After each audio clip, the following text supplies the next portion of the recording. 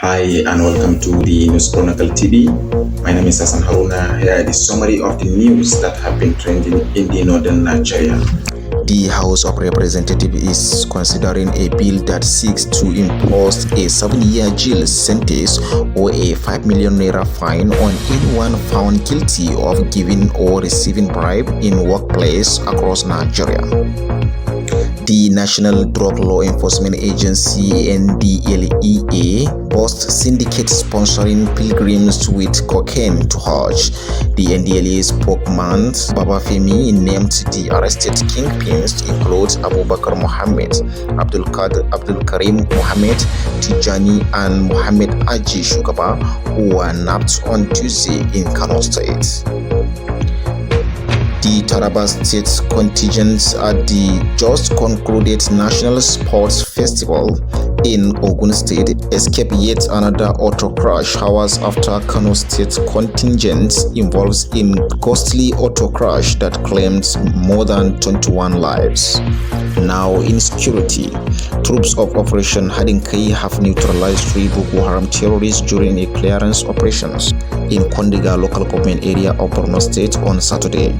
Similarly, troops of 3 Division and Operation Safe Haven have neutralized 3 bandits and recovered AK-47 rifles during clearance operation in Wasi local government area of Plateau State.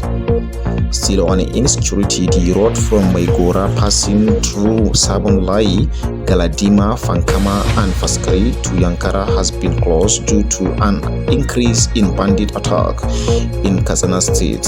According to the report, bandits shoot 4 people and abduct several others. Now, politics.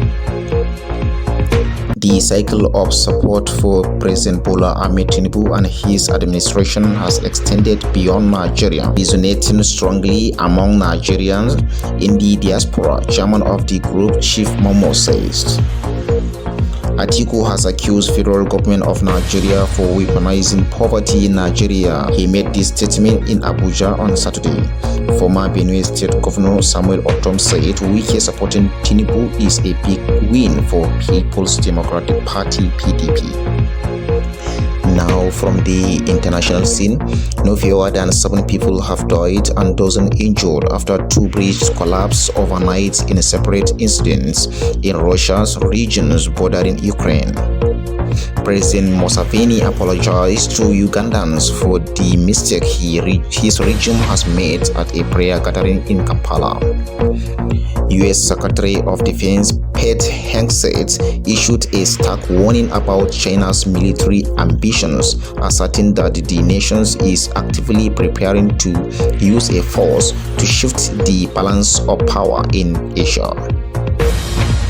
For more updates, subscribe to our YouTube channels at The News Chronicle. Follow us in Facebook, X, like, comment, and share.